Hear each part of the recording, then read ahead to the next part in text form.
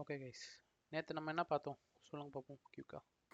Keyword variable length argument, non-keyword variable length argument. Very good. Keyword variable length argument, நான் keyword variable length argument அது பார்த்தோம். Next global வேரியபிள்னா என்னன்னு பார்த்தோம். Local Local வேரியபிள்னா variable. என்னன்னு பார்த்தோம். புரிஞ்சுதா எல்லாருக்கும்? ஏதாவது டவுட் இருக்கா? குளோபல் கீவேர்ட்னா என்னது? What is global keyword? ஃபங்க்ஷனுக்கு அவுட் சைட் டிஃபைன் Outside கொடுக்கிறது global variable. Super. The variable which we are declaring outside the function we call it as global variable. லோக்கல்னா ஒரு ஃபங்க்ஷனுக்குள்ள கொடுக்கிறது local variable. ஒரு ஃபங்க்ஷனுக்கு உள்ளே கொடுக்கறது we call it as local variable. Local வேரியபிளை நம்ம outside the function access பண்ண முடியுமா? பண்ணலாம்ண்ணா. பை global of என்ன வேரியபிள் நேம் கொடுக்குறோமோ அதை போட்டு பண்ணலாம். அது பண்ணாம பண்ண முடியுமா? பை டிஃபால்ட் நீங்கள் ஒரு ஃபங்க்ஷனுக்குள்ளே ஒரு வேரியபிள் லோக்கல் வேரியபிளாக கொடுக்குறீங்கன்னா அது அவுட் சைட் த ஃபங்க்ஷனை நம்மளால் ஆக்சஸ் பண்ண முடியாது. சப்போஸ் என்னால் ஆக்சஸ் பண்ணணும் அப்படின்னா we use the keyword என்னது? குளோபல். குளோபல்ன்ற கீவேர்ட் யூஸ் பண்ணி நம்ம இதை வந்து ஆக்சஸ் பண்ணுவோம். ஓகே, ஸோ இதுதான் வந்து நம்ம நேற்று பார்த்தது. ஓகேவா? Global keyword interview point of வியூவில் இது வந்து கேட்பாங்க. குளோபல்னா என்ன, குளோபலுக்கும் லோக்கலும் உள்ள டிஃப்ரென்ஸ் என்ன அப்படின்னு சொல்லிட்டு. ஓகே, நெக்ஸ்ட் இம்பார்ட்டண்டான டாபிக் என்ன அப்படின்னு பார்த்தோம்னா recursive function.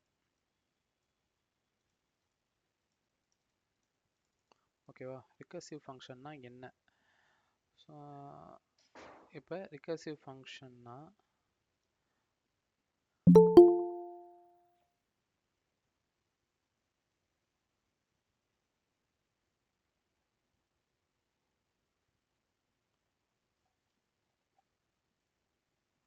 Recursive function. Okay, so recursive ஃபங்க்ஷன்னா என்ன அப்படின்னு பார்த்தோம்னா a function that calls itself is called recursive function. recursive function அப்படின்னா என்ன அப்படின்னா, ஒரு ஃபங்க்ஷன் இருக்கு, அந்த ஃபங்க்ஷனே அதுவே கால் பண்ணிக்குது அப்படின்னா அது வந்து நம்ம வந்து என்ன சொல்லுவோம்? ரிகர்சிவ் ஃபங்க்ஷன் அப்படின்னு சொல்லுவோம். சரியா? புரியல அப்படின்னா ஓகே, ஒரு எக்ஸாம்பிள் பார்ப்போம். ஓகே, டெஃப் இப்போ நார்மலாக ஒரு ஃபங்க்ஷன் எழுதுகிறோம்னு வச்சுக்கோங்களேன். Okay, add 1 comma 2 print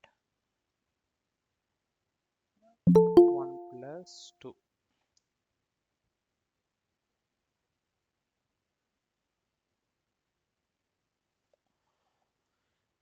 def add 1 comma 2 print 1 plus 2. இதுதான் நான் எழுதின ஃபங்க்ஷன். இப்போ இந்த ஃபங்க்ஷனை நான் இப்போ வந்து வெளியில் வந்து அவுட் சைட் கால் பண்ணுறேன்.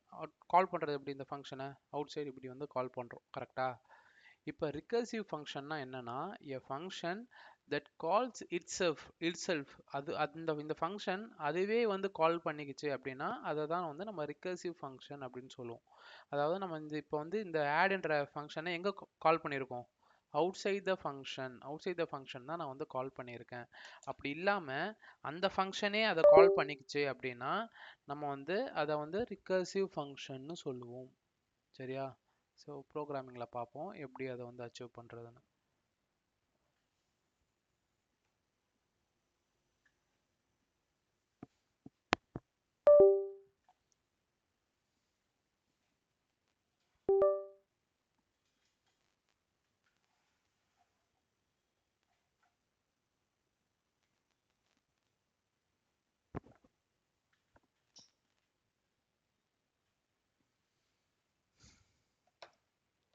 ஓகே, இப்போ டெஃப் இப்போ எல்லாருக்கும் ஃபேக்டோரியல் தெரியுமா?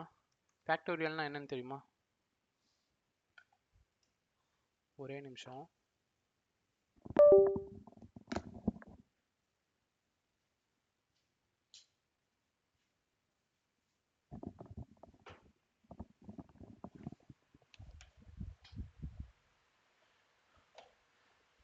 ஃபேக்டோரியல்.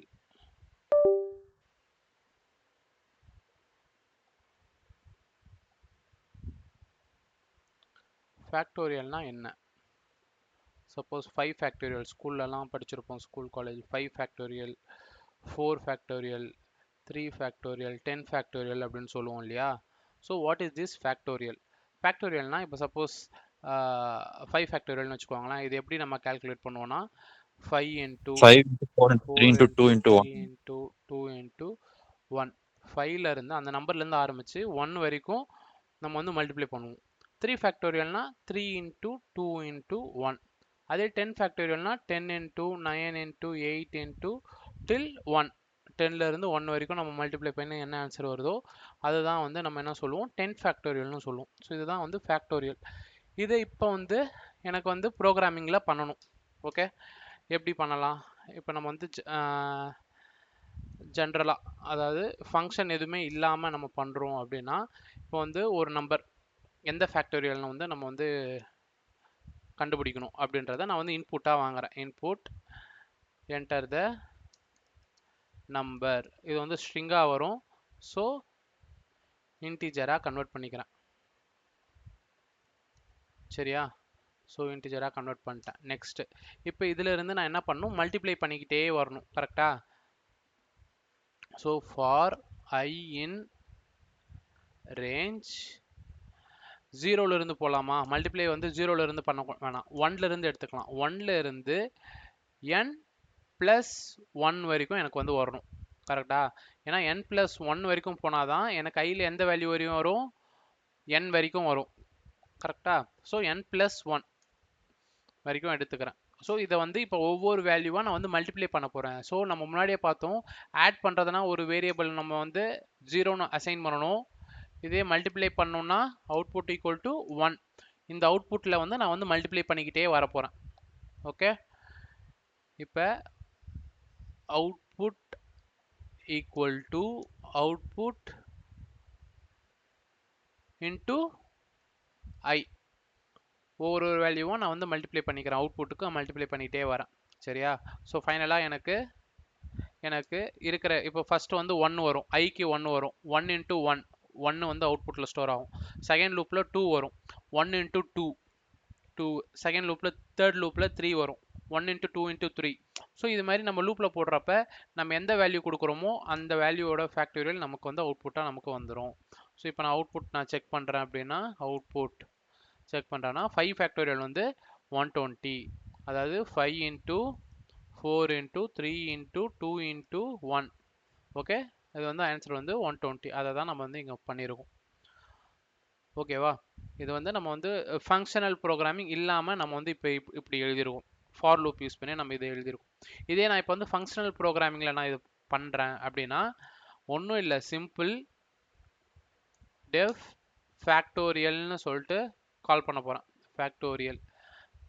ஓகே, இந்த என்னோட ஃபங்க்ஷனல் பேர் வந்து ஃபேக்டோரியல். அது உள்ளே வந்து நான் என்ன இன்புட், அதாவது எந்த நம்பருக்கு ஃபேக்டோரியல் கண்டுபிடிக்க போகிறோனோ அது வந்து n இன்புட்டாக உள்ளே போக போகுது. அதே மாதிரி அப்படியே இந்த ஃபார் லூப்பை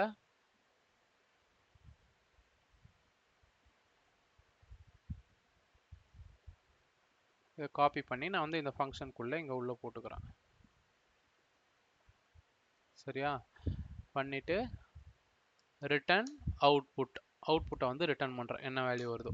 ஸோ இப்போ நான் ஃபேக்டோரியல் நான் எந்த வேல்யூக்கு நான் கண்டுபிடிக்கணும்னாலும் டைரெக்டாக ஃபேக்டோரியல் ஆஃப் 3 என்ன அவுட்புட்டு 6. 3 into 2 into 1 என்னது 6. ஃபேக்டோரியல் ஆஃப் 6 என்னது 720. ஃபேக்டோரியல் ஆஃப் 5 என்னது 120. ஸோ இது மாதிரி நம்ம வந்து ஃபேக்டோரியல் திருப்பி நம்ம வந்து இந்த கோடை வந்து நம்ம எழுத தேவையில்லை. இந்த ஃபங்க்ஷனை நம்ம கால் பண்ணோன்னா டேரெக்டாக நமக்கு ஃபேக்டோரியல் என்னவோ அது நமக்கு வந்து அவுட்புட்டாக வந்துடும். அதை வந்து நம்ம இங்கே வந்து ரிட்டர்ன் பண்ணிடுறோம். ஓகே, ஸோ இதுதான் வந்து நம்ம வந்து ஃபங்க்ஷனல் ப்ரோக்ராமிங்கில் நம்ம வந்து இப்போ வந்து படிச்சிருக்கோம். இப்போ ஃபங்க்ஷனல் ப்ரோக்ராமிங்கில் இது மாதிரி எழுதலாம். இப்போ நான் என்ன சொல்கிறேன்னா, இந்த ஃபங்க்ஷனை இப்போ நான் எப்படி கால் பண்ணுறேன், ஃபேக்டோரியல் ஆஃப் 3 இங்கே 1 டைம் கால் பண்ணியிருக்கேன், ஃபேக்டோரியல் ஆஃப் 6 1 டைம் கால் பண்ணியிருக்கேன், ஃபேக்டோரியல் ஆஃப் 5 இதெல்லாம் ஃபங்க்ஷனுக்கு வெளியில் நான் வந்து கால் பண்ணியிருக்கேன். இப்போ இந்த ஃபேக்டோரியல் ஆஃப் 3 இது இந்த ஃபங்க்ஷனை கால் பண்ணுறத, இந்த ஃபேக்டோரியல் ஆஃப் என்னன்னு கொடுத்துருக்கேன் இல்லையா, இந்த ஃபங்க்ஷனை கால் பண்ணுறத இந்த ஃபங்க்ஷனுக்குள்ளேயே நான் வந்து கால் பண்ணேன் அப்படின்னா I call it as recursive function. recursive functionனா அதுதான் recursive function a function that calls itself is called recursive function. Okay சரி ஓகே இப்போ ஃபேக்டோரியல் என்ற ஃபங்க்ஷனை நம்ம வந்து எப்படி எழுதலாம் அப்போ ரிகர்சிவ் ஃபங்க்ஷன் யூஸ் பண்ணி எப்படி எழுதலாம் அப்படின்னு பார்த்தோம்னா இப்போ 5 ஃபேக்டோரியல்னு வச்சுக்கோங்களேன் 5 factorial 5 into 4 into 3 into 2 into 1 இதுதான் இதோட வேல்யூ கரெக்டா ஸோ நான் இதை இன்னொரு விதமாகவும் எழுதலாம் எப்படின்னா 5 இன்ட்டு 4 ஃபேக்டோரியல்னு எழுதலாமா கரெக்டா இப்போ இந்த 4 ஃபேக்டோரியல் என்னது 4 இன்ட்டு 3 இன்ட்டு 2 இன்ட்டு 1 இதை நான் எப்படி எழுதலாம் 4 இன்ட்டு 3 ஃபேக்டோரியல்னு எழுதலாமா இப்போ 3 ஃபேக்டோரியல் 3 இன்ட்டு 2 இன்ட்டு 1 இதே எப்படி எழுதலாம் 3 இன்ட்டு 2 ஃபேக்டோரியல் இப்போ இந்த 2 ஃபேக்டோரியல் 2 இன்ட்டு 1 இப்போ 2 இன்ட்டு 1 ஃபேக்டோரியல் இப்படி எழுதலாமா ஸோ இதுதான் நம்ம வந்து பண்ண போகிறோம் இது எப்படி நம்ம வந்து கோடிங்கில் வந்து எப்படி பண்ணுறது அப்படின்னு சொல்லிட்டு பார்ப்போம் ரிகர்சிவ் ஃபங்க்ஷன் யூஸ் பண்ணி எப்படி நம்ம வந்து ஃபங்க்ஷன் எழுத போகிறோம் அப்படின்றத பார்ப்போம் ஓகே இப்போ டெஃப் திருப்பி அதே வந்து ரிகர்சிவ் ஃபேக்டோரியல்னு சொல்லிட்டு பேர் வச்சுக்கிறேன் ரிகர்சிவ் ஃபேக்டோரியல் ஓகேவா எந்த நம்பர் வந்து உள்ள நான் இன்புட்டாக கொடுக்க போகிறேனோ அதே நம்பரை வந்து நான் வந்து இங்கே கொடுத்துக்கிறேன்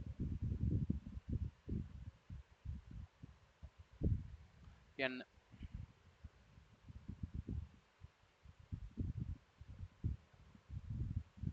சரியா நெக்ஸ்ட் ஃபர்ஸ்ட் if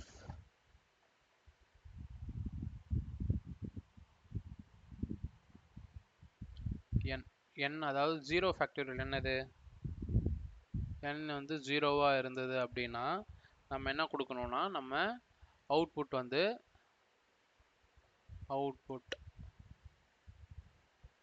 அவுட்புட் வந்து நான் 1ன்னு கொடுத்துட்றேன் n வந்து 0வா வந்தது அப்படின்னா ஓகேவா அப்படி இல்லை 0வா வரலை அப்படின்னா நான் என்ன பண்ணுறேன் அப்படின்னா else output equal to n into factorial அதாவது ரிகர்சிவ் ஃபேக்டோரியல் இந்த ஃபங்க்ஷனை நான் இன்சைட் கால் பண்ணுறேன் n into recursive factorial of n minus 1 ஓகேவா இவ்வளோதான் இதுதான் வந்து நம்ம இந்த ஃபேக்டோரியல் ஃபங்க்ஷன் இங்கே ஃபார் லூப் போட்டு எழுதுனத நான் வந்து இந்த ரிகர்சிவ் ஃபேக்டோரியலில் நான் வந்து இப்போ வந்து எக்ஸிக்யூட் பண்ணியிருக்கேன் ஓகேவா இது புரியுதா உங்களுக்கு இப்போ பாருங்கள் இதை வந்து இப்போ எக்ஸ்பிளைன் பண்ணுறேன் ஓகே இப்போ இந்த ரிகர்சிவ் ஃபேக்டோரியலில் ஃபஸ்ட்டு வந்து இப்போ n வந்து 1ன்னு கொடுக்குறேன்னு வச்சுக்கோங்களேன் இல்லை n வந்து 4ன்னு கொடுக்குறேன் n is equal to 4 இப்போ if கண்டிஷன் செக் பண்ணும் n equal to 0 செக் பண்ணும் இல்லை அதனால் அவுட்புட்டுக்கு போகுது ஸோ அவுட்புட் ஈக்குவல் டு 4 அதாவது n வந்து 4ஆ 4 இன்ட்டு இங்கே என்ன கொடுத்துருக்கேன் factorial recursive factorial of n minus 1 அதாவது இந்த ஃபங்க்ஷனை வந்து நான் இங்கே கால் பண்ணுறேன் இங்கே கால் பண்ணால் இந்த recursive factorial of n minus 1 என்னது 3 4 இன்ட்டு 3 இல்லை நான் பேரை வந்து மாற்றிக்கிறேன்னு வச்சுக்கோங்களேன் ஃபேக்டோரியல்னே வச்சுக்கிறேன் உங்களுக்கு குழப்பமாக இருக்க போகுது ஃபேக்டோரியல்னு இருக்கு ஓகே ஃபேக்டோரியல்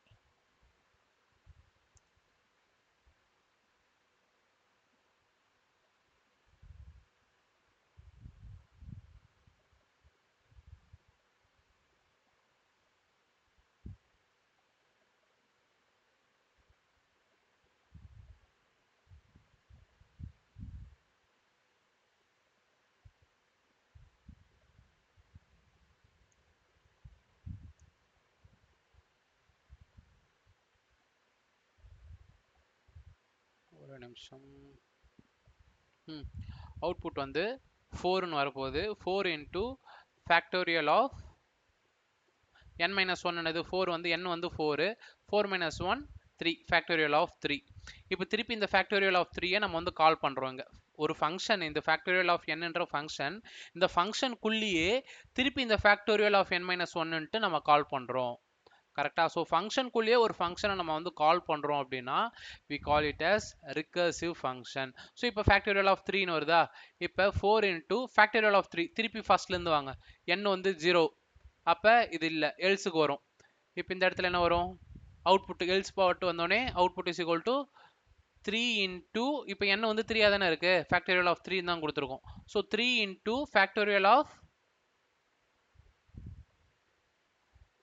n minus 1 என்னது 2, ஃபேக்டோரியல் ஆஃப் 2. திருப்பி இந்த ஃபேக்டோரியல் ஆஃப் 2 வந்து திருப்பி நம்ம கால் பண்ணுறோம். ஸோ இப்போ இந்த இடத்துல என்ன நடக்குது, 4 இன்ட்டு 3 இன்ட்டு 2 இன்ட்டு திருப்பி எல்ஸ் தான் வரும், else 2 into factorial of 1, 4 into 3 into 2 into 1 into factorial of 0. Factorial of 0ன்னு வரப்ப இப்போ 0ல n இருக்கு, இப்போ உள்ள வருது factorial of 0. If n equal to 0வா இருந்ததுன்னா அவுட்புட் என்ன, இதுக்கு அவுட்புட் வந்து 1ன்னு வந்து நான் ரிட்டர்ன் பண்ணுறேன். ஸோ இந்த இடத்துல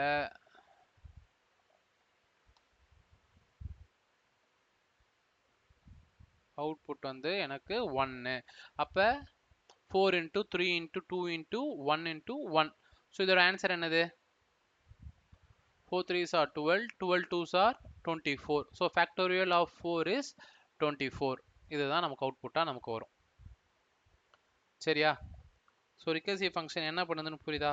ஒரு ஃபங்க்ஷன், அந்த ஃபங்க்ஷனுக்குள்ளேயே இன்னொரு நம்ம அந்த ஃபங்க்ஷனை நம்ம கால் பண்ணுறோம் அப்படின்னா we call it as recursive function. இப்போ n into factorial of n minus 1 நீங்கள் வந்து போடுறோம்.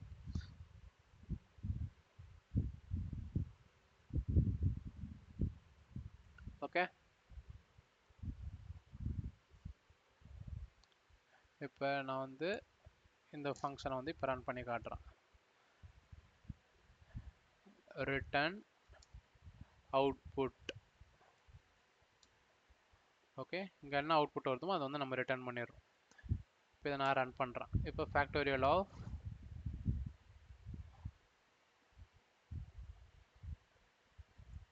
4 24 இது மாதிரி தான் நடக்கும். 4 into 3 into 2 into factorial of 0ன்னு வரப்போ அவுட்புட் வந்து 1ன்னு சொல்லிட்டு வரும், அதை நமக்கு வந்து ரிட்டர்ன் பண்ணிடும். ஃபேக்டோரியல் ஆஃப் 3ன்னு வரப்போ நமக்கு என்ன ஆகும், factorial of first factorial of 4ன்னு வரப்போ output is equal to 4 into factorial of 3. இதுதான் நமக்கு வந்து ரிட்டர்ன் ஆகும் கரெக்டாக அவுட்புட்டில். இப்போ ஃபேக்டோரியல் ஆஃப் 3 நம்ம திருப்பி உள்ளே கால் பண்ணுறதுனால இது வந்து திருப்பி உள்ளே போயிட்டு இந்த ஃபேக்டோரியல் ஆஃப் 3 வந்து எக்ஸிக்யூட் ஆகும். ஓகே, எக்ஸிக்யூட் ஆகிறதுனால இந்த 3 இன்ட்டு 2 வரும், 2 ஃபேக்டோரியல் வரும்.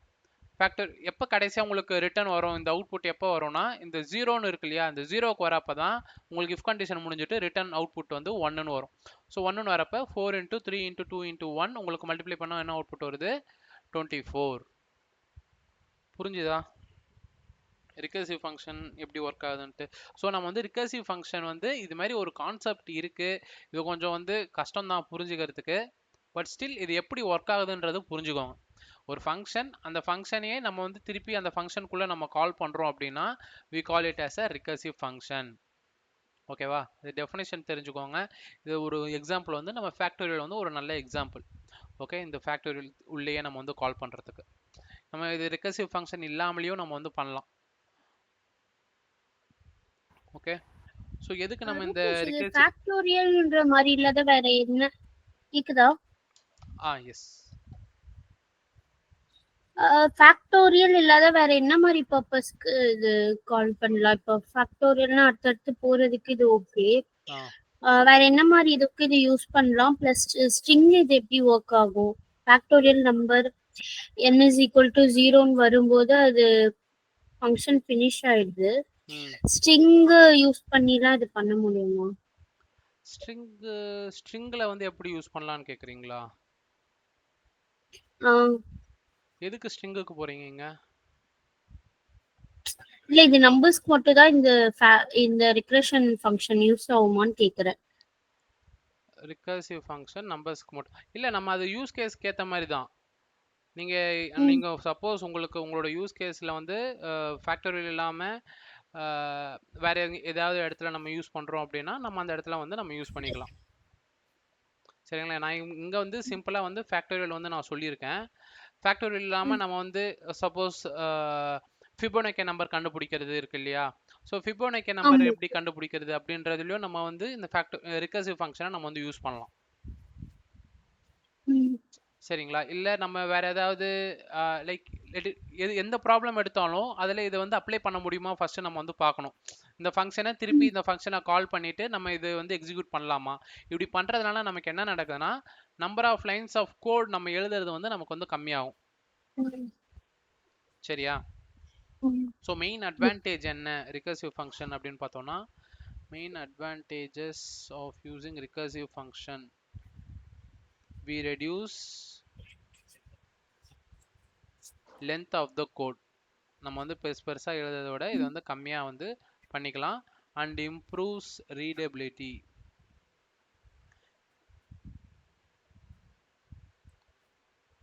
and second point என்னன்னா we can solve complex problems easily. சரியா? உங்களோட அசைன்மெண்ட் என்னன்னா நெக்ஸ்ட் ரிகர்சிவ் ஃபங்க்ஷன் யூஸ் பண்ணி எது மாதிரி ப்ராப்ளம்ஸ் எல்லாம் நம்ம வந்து சால்வ் பண்ணலாம். ஓகேவா? இப்போ ஃபேக்டோரியல் நம்ம இங்கே பார்த்துருக்கோம். ஃபேக்டோரியல் இல்லாமல் இது மாதிரி சின்ன சின்ன ப்ராப்ளம்ஸ் நான் இப்போ சொன்னேன் பார்த்தியா, ஃபிபோனக்கி இல்லை சார்ட் பண்ணுறது, அது மாதிரி வந்து எப்படி வந்து நம்ம ரிகர்சிவ் யூஸ் பண்ணி நம்ம வந்து பண்ணுறது, இது எல்லாமே பார்த்துட்டு வாங்க. சரியா? ஸோ ரிகர்சிவ் ஃபங்க்ஷன் எப்படி ஒர்க் ஆகுது அப்படின்றத நம்ம வந்து இங்கே பார்த்துருக்கோம். நெக்ஸ்ட் என்ன அப்படின்னா நெக்ஸ்ட் ஃபங்க்ஷன் ரிகர்சிவ் வந்து ஃபங்க்ஷன்ன்றது ஒன் டைப் ஆஃப் ஃபங்க்ஷன்.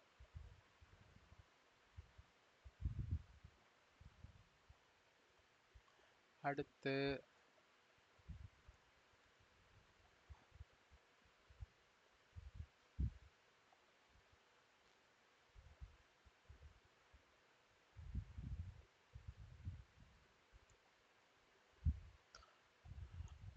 அடுத்த டாபிக் வந்து அனானிமஸ் ஃபங்க்ஷன். ஃபங்க்ஷன்லேயே இது வந்து இத்தனை டைப்ஸ் இருக்குது. ரிகர்சிவ் ஃபங்க்ஷன் இருக்குது, அனானிமஸ் ஃபங்க்ஷன் இருக்குது. ஸோ இதெல்லாம் வந்து உங்களை வந்து இன்டர்வியூ பாயிண்ட் ஆஃப் இதில் வந்து கேட்பாங்க கண்டிப்பாக. ரிகர்சிவ் ஃபங்க்ஷன்னா என்ன அப்படின்னு, இந்த function which calls itself is called as recursive function அப்படின்னு சொல்லணும். ஓகே, அடுத்து அனானிமஸ் ஃபங்க்ஷன்னா என்ன, அது நம்ம எந்த இடத்துல நம்ம யூஸ் பண்ணுவோம் அப்படின்னு பார்த்தோன்னா சப்போஸ் இப்போ நம்ம வந்து கஸ்டம் ஃபங்க்ஷன் நம்ம வந்து எழுதணும் கரெக்டாக. இந்த கஸ்டம் ஃபங்க்ஷனுக்கு ஒரு நேம் சொல்லிட்டு ஒன்று வைக்கிறோம். இப்போ நேம் ஃபேக்டோரியல்னு ஒரு நேம் வைக்கிறோம், இல்லை ஆடுன்னு சொல்லிட்டு ஒரு நேம் வைக்கிறோம், இல்லை வேறு எந்த நேம் வேணாலும் வச்சுக்கலாம், உங்கள் நேம் எங்கள் நேம் எந்த நேம் வேணாலும் வச்சுக்கலாம் இந்த ஃபங்க்ஷனுக்கு. இப்போ அனானிமஸ் ஃபங்க்ஷன்னா என்ன அப்படின்னா சம்டைம்ஸ் வந்து நம்ம ஒரு சில ஃபங்க்ஷனை வந்து கிரியேட் பண்ணுவோம், அந்த ஃபங்க்ஷனுக்கு நேம் வைக்க மாட்டோம். ஓகேவா? ஸோ அது மாதிரி nameless function we call it as anonymous. இந்த ஃபங்க்ஷன் யாருன்னே தெரியாது, அனானிமஸ்னா என்னது, என்ன ஏது யார் என்ன ஏதுன்னு தெரியாது. ஸோ அதை தான் இந்த நேம்லெஸ் ஃபங்க்ஷனை தான் நம்ம வந்து அனானிமஸ் ஃபங்க்ஷன் சொல்கிறோம்.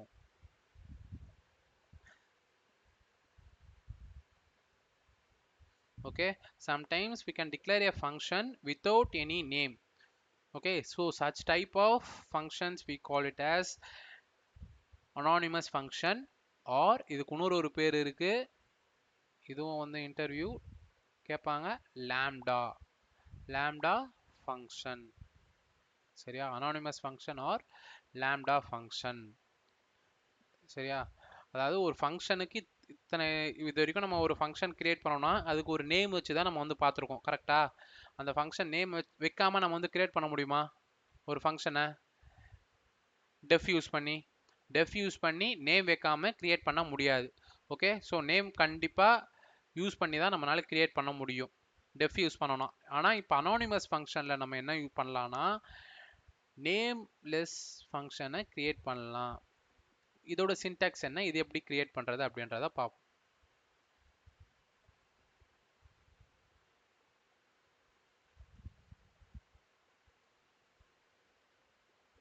ஓகே, இது வந்து அனானிமஸ் ஃபங்க்ஷனும் சொல்லுவாங்க, ஆர் எல்ஸ் இன்னும் என்னது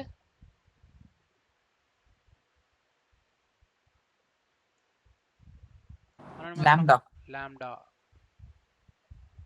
call it as lambda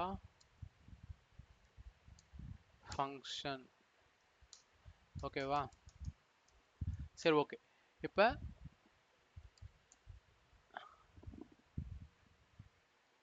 நான் வந்து def ஸ்கொயர்னு சொல்லிட்டு ஒரு ஃபங்க்ஷன் எழுதுறேன். ஓகே, ஸ்கொயர் ஃபங்க்ஷன் என்ன பண்ணுதுன்னா, என்னோட நம்பரை நான் இன்புட்டாக வாங்கிட்டு ரிட்டர்ன் என்ன பண்ணுறேன் அப்படின்னா n into n, n into n, அதாவது 5 இன்ட்டு 5, அது வந்து ஸ்கொயர் ஆகுதா? கரெக்டாக? ஸோ ஸ்கொயர் ஃபங்க்ஷன் வந்து 3 கொடுக்குறேன் அப்படின்னா 3 3s are 9, 3 into 6 6 6 are 36. இது மாதிரி ஒரு ஃபங்க்ஷனை நான் வந்து கிரியேட் பண்ணுறேன். இது வந்து custom function, user defined function. இந்த ஃபங்க்ஷனுக்கு நான் ஸ்கொயர்ன்ட்டு ஒரு பேரை வச்சுருக்கேன். இதே இப்போ நேம்லெஸ் ஃபங்க்ஷனாக இதை நான் வந்து கிரியேட் பண்ண போகிறேன். அது எப்படி கிரியேட் பண்ணுறதுனா லாம்டா, LAMBDA. சரியா? லாம்டான்றது ஃபர்ஸ்ட் எழுதிடணும். இப்போ நம்ம டெஃப்ன்றது எழுதணும் இல்லையா? டெஃப்ன்றது எழுதுறது வந்து யூசர் டிஃபைன்டு ஃபங்க்ஷன். இப்போ லாம்டான்னு நம்ம எழுதணும்னா it is nameless function or anonymous function. இதுக்கு வந்து நம்ம எந்த ஒரு பேரும் நம்ம வந்து வைக்க போகிறது இல்லை. ஸோ டைரெக்டாக நம்ம வந்து கொடுத்துட்டா ஓகே. நெக்ஸ்ட் லாம்டான்னு எழுதிட்டு நெக்ஸ்ட் சின்டாக்ஸ் என்னன்னா, நம்ம வந்து ஆர்குமெண்ட்ஸ் கொடுக்க போகிறோம். நம்மளோட ஆர்குமெண்ட் லிஸ்ட் இருக்கு இல்லையா, அதை வந்து நம்ம கொடுக்க போகிறோம். அது கொடுத்துட்டு நம்ம வந்து என்ன பண்ணணும்னு இருக்கும் இல்லையா, அந்த எக்ஸ்பிரஷன் வந்து நம்ம இங்கே வந்து எழுத போகிறோம். ஸோ இதுதான் இதோட சின்டாக்ஸ் லாம்டா. அதுக்கப்புறம் ஆர்குமெண்ட், அதை நம்ம என்னென்ன ஆர்குமெண்ட்ஸ் நம்ம பாஸ் பண்ண போகிறோம், நெக்ஸ்ட்டு அதை வந்து நம்ம என்ன பண்ண போகிறோம். சரியா? இப்போ லாம்டா என்னன்றது என்னோட ஆர்குமெண்ட்டு. இதை நான் வந்து என்ன பண்ண போகிறேன், n இன்ட்டு n, அவ்வளோதான். சரியா? இப்போ இந்த லாம்டா ஃபங்க்ஷனுக்கு ஏதாவது பேர் இருக்கா? எதுவுமே இல்லை. சரியா? ஸோ இப்போ நான் வந்து இது ஒரு வேரியபிளில் இது a ஈக்குவல் டுன்னு நான் வந்து சேவ் பண்ணி வச்சுக்கிறேன். இப்போ இந்த ஃபங்க்ஷனை நான் கால் பண்ணோன்னா a ஆஃப் என்ன பண்ணும், உள்ளே வந்து கொடுத்துக்கலாம். என்ன நம்பர் கால் பண்ணும்? a ஆஃப் 4 என்னது? 4 4s are 16. a ஆஃப் 7 வந்து ஸ்கொயர் பண்ணி எனக்கு வந்து வந்துடும். சரியா? இப்போ இல்லை, நான் வந்து இன்னும் கொஞ்சம் வந்து 2 வேல்யூஸை நான் வந்து கொடுக்குறேன், ஆர்குமெண்ட் கொடுக்குறேன்னா a, b அப்படின்னு வந்து கொடுத்துக்கலாம். சரியா? இது நம்ம என்ன பண்ணோம், இப்போ சப்போஸ் நீங்கள் வந்து ஆர்குமெண்ட் a, b கொடுத்தாச்சு. இது a + b. ஓகே, இதுதான் வந்து உங்களோட ஃபங்க்ஷன். இப்போ இந்த லாம்டா ஃபங்க்ஷனை நீங்கள் ஒரு வேரியபிளில் நீங்கள் அசைன் பண்ணலை அப்படின்னா நீங்கள் அந்த ஃபங்க்ஷனை உங்களால் யூஸ் பண்ணவே முடியாது. சரியா? இப்போ இந்த ஃபங்க்ஷனை நீங்கள் கால் பண்ணணும் அப்படின்னா எப்படி கால் பண்ணுவீங்க? இதுக்கு நேம் இல்லை இல்லையா? ஸோ நேம் இல்லாததுக்கு நம்ம என்ன பண்ணணும், எப்போவுமே ஒரு வேரியபிளை நீங்கள் வந்து ஸ்டோர் பண்ணணும். ஸ்டோர் பண்ணாதான் நீங்கள் வந்து கால் பண்ண முடியும். இப்போ 2னா 2 வேல்யூ நீங்கள் வந்து கொடுக்கணும். இதே ஒரே வேல்யூ கொடுத்தா lambda missing 1 required positional argument. அதே மாதிரி பொசிஷனல் ஆர்குமெண்ட் நம்ம கரெக்டாக கொடுத்தாகணும். என்னென்ன எதுவோ அதுக்கேற்ற மாதிரி நம்ம கரெக்டாக கொடுத்தா நம்ம வந்து லாம்டா ஃபங்க்ஷனை நம்ம வந்து யூஸ் பண்ணிக்கலாம். சரியா? இல்லை நம்ம வந்து இஃப் எல்ஸும் நம்ம இதில் போடணும் அப்படின்னா லாம்டா இப்போ a, b வந்து 2 இதை வந்து இன்புட்டாக கொடுக்குறேன். நம்ம வந்து இதில் வந்து படிச்சிருப்போம், லிஸ்ட் காம்ப்ரிஹென்ஷனில் படிச்சிருப்போம். என்ன படிச்சிருப்போம், இப்போ 2 நம்பரில் எது greater number, if a is greater then b-ஆ இருந்ததுன்னா பிரிண்ட் a, முன்னாடி ஏவை பிரிண்ட் பண்ணுவோம். கரெக்டாக? அப்படி இல்லை அப்படின்ற பட்சத்தில் எல்ஸ் b-யை வந்து பின்னாடி பிரிண்ட் பண்ணுவோம். இதுதான் என்னோட ஃபங்க்ஷன். இப்போ லாம்டா வித்தவுட் எ வேரியபிள் வந்து இஸ் யூஸ்லெஸ். கரெக்டாக? ஸோ இதுக்கு ஒரு பேரை வச்சிட்றேன், k ஈக்குவல் டுன்னு வச்சிட்றேன். இப்போ இந்த ஃபங்க்ஷனை கால் பண்ணோன்னா k ஆஃப் 10, 20 இதில் எது பெருசு அப்படின்னு சொல்லி நான் கேட்குறப்ப எனக்கு 20 வந்து அவுட்புட்டாக வரும்.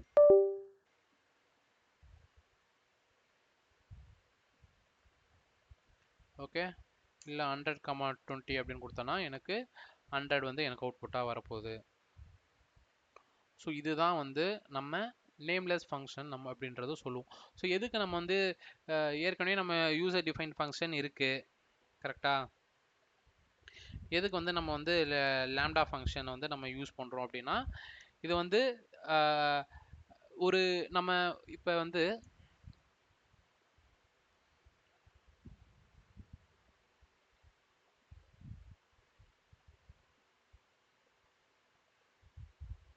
இப்போ டெஃப்னு சொல்லிட்டு கொடுத்து நம்ம ஒரு ஃபங்க்ஷன் நேம் எழுதுறோம்னு வச்சுக்கோங்களேன். இது வந்து ஒரு everything in பைத்தான் வந்து நம்ம என்னன்னு சொல்லுவோம், we call it as an object. So இந்த ஃபங்க்ஷனும் ஒரு ஆப்ஜெக்ட், கரெக்டா? ஸோ இதுக்குன்னு ஒரு ஸ்பேஸ் வந்து உங்களுக்கு ஆட்டோமேட்டிக்காக உங்களுக்கு வந்து அலாட் ஆகிடும். ஸோ நேம்ன்ற ஒரு ஃபங்க்ஷன் உங்களுக்கு இருக்கும். ஸோ நேமை நீ எப்போ கூப்பிட்டாலும் என்ன பண்ண முடியும், இதை வந்து நீ கால் பண்ணிக்கலாம். நேம் ஆஃப் ருகேஷ் அப்படின்னு கொடுத்தனா இது உள்ள நீ என்ன கொடுத்துருக்கியோ அது வந்து உனக்கு வந்து கால் ஆகும். ஸோ நேம்ன்ற ஃபங்க்ஷன் வந்து உனக்கு ஆப்ஜெக்டில் போயிட்டு ஸ்டோர் ஆகிடும். இல்லை நான் வந்து டெம்பரரியாக தான் நான் வந்து எழுத போகிறேன் இந்த ஃபங்க்ஷனை அப்படின்னா அந்த இடத்துல நம்ம வந்து லேம்டா ஃபங்க்ஷனுக்கு நம்ம யூஸ் பண்ணிக்கலாம். ஸோ ஒன் டைம் தான் நான் யூஸ் பண்ண போகிறேன், இதுக்கப்புறம் நான் வந்து யூஸ் பண்ண போகிறது இல்லை அப்படின்னா நான் வந்து லேம்டா ஃபங்க்ஷனுக்கு வந்துடலாம். சரியா? இல்லை நான் வந்து திருப்பி திருப்பி இந்த ஃபங்க்ஷனை நான் வந்து யூஸ் பண்ண போகிறேன் ஃபார் ஃபியூச்சர் யூஸ்க்கு அப்படின்னா நம்ம வந்து கஸ்டம் ஃபங்க்ஷன் போகிறது பெஸ்ட்டு. அதே மாதிரி கொஞ்சம் காம்ப்ளெக்ஸான ஃபங்க்ஷன்ஸ், காம்ப்ளெக்ஸான லாஜிக் நீங்கள் எழுதணும்னா அது வந்து யூசர் டிஃபைன் ஃபங்க்ஷனுக்கு நம்ம வந்து எழுதிடலாம். சரியா?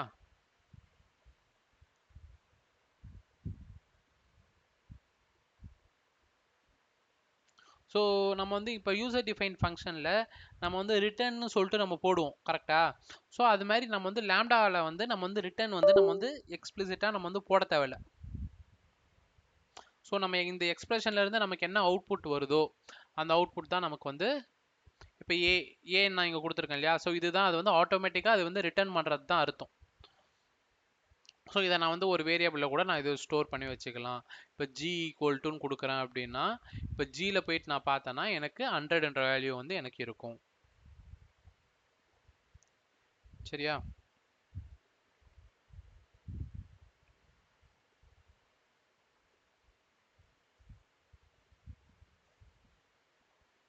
ஸோ இதுதான் வந்து லேம்டா ஃபங்க்ஷன். லேம்டா ஃபங்க்ஷன்னா என்ன?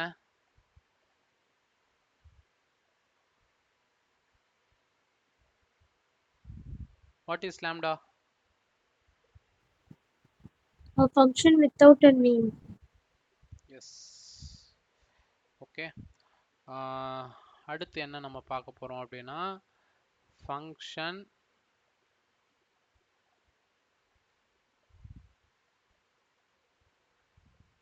அலியாசிங். ஃபங்க்ஷன் அலியாசிங் நம்ம வந்து பார்க்க போகிறோம். இப்போ நான் ஒரு ஃபங்க்ஷன் வந்து எழுதுறேன், டெஃப் விஷன்ற ஒரு ஃபங்க்ஷன் எழுதுறேன். ஓகேவா? Name print good morning name. So okay, இதை எழுதிடுறேன், அதான் நமக்கு பெஸ்ட்டாக இருக்கும். டெஃப் விஷன் சொல்லிட்டு ஒரு ஃபங்க்ஷன், நேம் வந்து இன்புட்டாக நான் வாங்குறேன், பிரிண்ட் குட் மார்னிங் நேம். இப்போ விஷன்ற ஒரு ஃபங்க்ஷனை நான் கால் பண்ணணும் அப்படின்னு நினச்சேன்னா விஷ் ருகேஷ் அப்படின்னு கால் பண்ணேன்னா குட் மார்னிங் ருகேஷ் நான் வந்து கால் பண்ண போகிறேன், கரெக்டாக? இப்போ ஃபங்க்ஷன் அலியாசிங்னா இப்போ நான் வந்து விஷன்னு சொல்லிட்டு நான் வந்து கூப்பிடணும்னு சொல்லிட்டு இருக்கேன். இப்போ விஷுக்கு பதில் நான் வந்து வேற ஏதாவது நான் வந்து கால் பண்ணணும். இந்த நேம், இந்த பேர், இது ஒருத்தருக்கு 2-3 பேர் வச்சுருப்பாங்க இல்லையா? ஸோ வீட்டில் ஒரு பேர் கூப்பிடுவாங்க, ஆஃபீஸில் ஒரு பேர் கூப்பிடுவாங்க. அது மாதிரி இப்போ இந்த விஷுக்கும் இன்னொரு பேரை நான் வைக்க போகிறேன், அதாவது க்ரீட்டிங்னு சொல்லிட்டு வைக்க போகிறேன். க்ரீட்டிங் ஈக்குவல் டு விஷ், அதாவது இந்த விஷ் என்னவோ அது வந்து க்ரீட்டிங் ஈக்குவல் டு விஷன்னு கொடுத்துட்டேன். ஸோ தட் நான் இப்போ க்ரீட்டிங்கை கால் க்ரீட்டிங் ஆஃப் ருகேஷ் அப்படின்னு கொடுத்தாலும் எனக்கு இந்த ஃபங்க்ஷன் தான் எனக்கு வந்து கால் ஆகும். சரியா? இதுதான் வந்து ஃபங்க்ஷன் அலியாசிங். இந்த ஃபங்க்ஷன் நேமை வச்சு ஈக்குவல் டு இந்த க்ரீட்டிங் இது கொடுத்தோன்னா நமக்கு சேம் ஆப்ஜெக்ட் நமக்கு வந்து ஷேர் ஆகிடும். சரியா? அது எப்படி நீங்கள் சேம் ஆப்ஜெக்ட் அப்படின்னு சொல்கிறீங்க அப்படின்னு பார்த்தோன்னா ஐடி ஆஃப் க்ரீட்டிங் அப்படின்னு பார்த்தாலும் இந்த வேல்யூ வரும், ஐடி ஆஃப் விஷ் பார்த்தாலும் எனக்கு சேம் ஆப்ஜெக்டை ரெண்டு இது வந்து எனக்கு ரெஃபரன்ஸ் வேரியபிளாக இருக்குது. அதாவது ஒரு ஃபங்க்ஷனு அதை நான் வந்து விஷ் யூஸ் பண்ணியோ நான் வந்து கால் பண்ணிக்கலாம், நான் வந்து க்ரீட்டிங் யூஸ் பண்ணியோ நான் வந்து கால் பண்ணிக்கலாம். சரியா? இதுதான். ஸோ இதுதான் வந்து ஃபங்க்ஷன் அலியாசிங். புரிஞ்சா? ஆனா அந்த எக்ஸாம்பிள் மட்டும் வந்துட்டு எக்ஸ்பிளைன் பண்ண முடியுமா? எந்த எக்ஸாம்பிள்ப்பா? Function aliasing. எஸ், அதான் இங்கே விஷன்னு சொல்லிட்டு ஒரு ஃபங்க்ஷன் எழுதியிருக்கேன். இந்த ஃபங்க்ஷனை வந்து நான் வந்து இன்னொரு பேர் கொடுக்கணும். இப்போ மனோஜ்னு உன்னை வந்து கூப்பிட்றாங்கன்னு வச்சுக்கோயேன். வெளியில் வந்து குமார்னு சொல்லிட்டு கூப்பிடலாம். ஓகேவா? காலேஜில் குமார்னும் வீட்டில் வந்து மனோஜ்னு ஒன்று கூப்பிட்றாங்க. இப்போ மனோஜ்னு சொல்லிட்டு இங்கே ஒரு ஃபங்க்ஷன் எழுதுறேன். ஓகே, இப்போ விஷ் மனோஜ். இப்போ இந்த மனோஜை வந்து நான் கால் பண்ணுறேன். மனோஜ் ஆஃப் குட் மார்னிங் மனோஜ்னு வருது எனக்கு. இப்போ காலேஜில் போனாலும் குமார்னு வந்து கூப்பிட்றாங்க. அந்த இடத்துல குமார்னு கூப்பிட்டா இந்த ஃபங்க்ஷன் வந்து கால் ஆகணும். அப்போ நான் என்ன பண்ணுறேன், குமார் ஈக்குவல் டு மனோஜ் அப்படின்னு சொல்லி நான் கொடுக்குறேன். ஸோ தட் அவங்க வந்து குமார்னு கூப்பிட்டாலும் இந்த ஃபங்க்ஷன் கால் ஆகும், மனோஜ்னு கூப்பிட்டாலும் இந்த ஃபங்க்ஷன் கால் ஆகும். ஸோ இந்த இடத்துல நான் குமார் ஆஃப் லொகேஷன் கொடுத்தாலும் எனக்கு இந்த ஃபங்க்ஷன் தான் எனக்கு கால் ஆகும். ஓகே, ஒரு ஃபங்க்ஷனுக்கு 2 பேர் வைக்கிறோம், அவ்வளோதான் சிம்பிளாக. ஸோ அந்த 2 பேர் வைக்கிறது எப்படி? சிம்பிளாக ஒரு வேரியபிள் ஈக்குவல் டு அந்த ஃபங்க்ஷன் நேம் கொடுக்குறோம் அப்படின்னா அந்த வேரியபிள் யூஸ் பண்ணி நம்ம ஒரு இதை வந்து கால் பண்ணிக்கலாம்.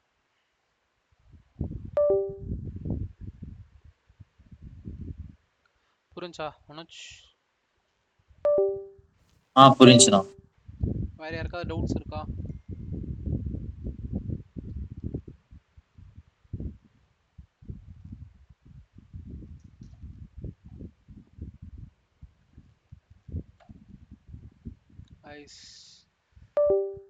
சரி, ஓகே. ஸோ என்ன பண்ணுறீங்க அப்படின்னா,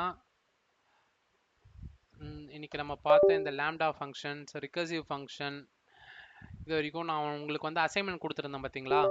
அந்த அசைன்மெண்ட் எடுத்து இப்போ எல்லாரும் சால்வ் பண்ணுறீங்க. எத்தனை பேர் போட்டிருக்கீங்க?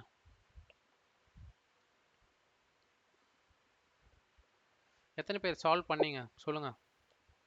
ஒர்க் பண்ணா நான் கம்ப்ளீட் பண்ணல, பாதியில நிற்பது. ஓகே, மற்றவங்க? கொஞ்சம் சம்ஸ் தான் போட்டேன். அரவிந்த் முடிச்சிட்டாரு. ஒரே ஒருத்தர் தான் வந்து எனக்கு வந்து ஃபுல்லாக கம்ப்ளீட் பண்ணி எனக்கு சென்ட் பண்ணது யாருன்னா அரவிந்த் மட்டும்தான்.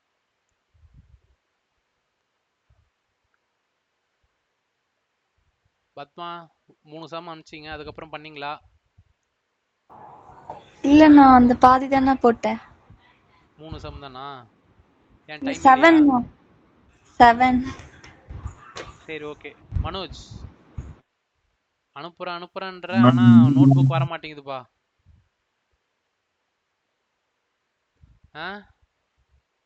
இன்னைக்கு தானே பண்ண ஆரம்பிச்சிருக்கேன். இன்னைக்கு தான் பண்ண ஆரம்பிச்சிருக்கியா? சரி, ஓகே. நெக்ஸ்ட் 15 மினிட்ஸ் இருக்கு. ஓகேவா? எல்லாரும் இங்கேயே உட்காந்து ஸ்டார்ட் பண்ணுங்க, ப்ராக்டிஸ் பண்ணுங்க. என்னன்னா இப்போ நீங்கள் அந்த இதில் பண்ணீங்க பார்த்தியா, அந்த நான் சம்ஸ் கொடுத்தேன் இல்லையா, அது எல்லாமே ஃபங்க்ஷனல் ப்ரோக்ராம் ஃபங்க்ஷனல்குள்ளே எழுதி பாருங்க. நான் கொடுத்த அந்த சம்ஸ் எல்லாமே ஒரு ஃபங்க்ஷனுக்குள்ளே போடுங்க. ஃபங்க்ஷனுக்குள்ளே போட்டு அதை ரிட்டர்ன் ஸ்டேட்மெண்ட் கொடுத்துட்டு அதை வந்து கால் பண்ணி பாருங்க, அந்த ஃபங்க்ஷனை கால் பண்ணி பாருங்க. ஓகே, ஸோ அது மாதிரி பண்ணுங்க. அண்ட் ரிகர்சிவ் நாளைக்கு ஹோம்ஒர்க் என்னன்னா, ரிகர்சிவ் ஃபங்க்ஷனில் என்னென்ன வந்து சம்ஸ் வந்து சால்வ் பண்ணலாம் அப்படின்னு ஒரு மினிமம் ஒரு 3 to 5 சம்ஸ் வந்து சால்வ் பண்ணி எடுத்துட்டு வாங்க. ஓகேவா? ரிகர்சிவ்ல மட்டும். ஓகே, இப்போ ஸ்டார்ட் பண்ணலாமா?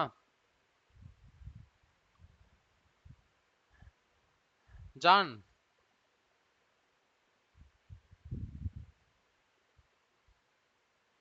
பென், எத்தனை முடிச்சிருக்க நீ? ஸ்டார்ட் பண்ணியா? நான் ஒரு 11ல ஒரு 2 இடையில விட்டேன்னா 9 முடிச்சிருக்கேன். இன்டர்மீடியட்ல? இன்டர்மீடியட்டா? இல்ல, நான் பேசிக்ல தான் சொல்லிட்டு இருக்கேன். இன்டர்மீடியட் இன்னும் ஸ்டார்ட் பண்ணலையா? பண்ணேண்ணா. சரி, ஓகே. ஃபர்ஸ்ட் பேசிக்கை முடிங்க. பேசிக்கே ரொம்ப சிம்பிளாக தான் கொடுத்துருந்தேன்.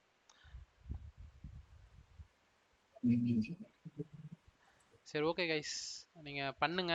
ஓகே, இன்னைக்கு ஃபுல்லாக இதுக்கப்புறம் வந்து ஃபுல்லாக வந்து உங்களுக்கு அசைன்மெண்ட் உங்கள் டைம் உங்ககிட்ட கொடுத்துட்றேன். நீங்கள் ஸ்டார்ட் பண்ணுங்கள். நெக்ஸ்ட்டு நம்ம நாளைக்கு வந்து நம்ம என்ன பார்க்க போகிறோம் அப்படின்னா, ரெடியூஸ், ஃபில்டர், மேப்.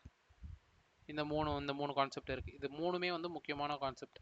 இது முடிச்சிட்டோன்னா டைரெக்டாக நம்ம வந்து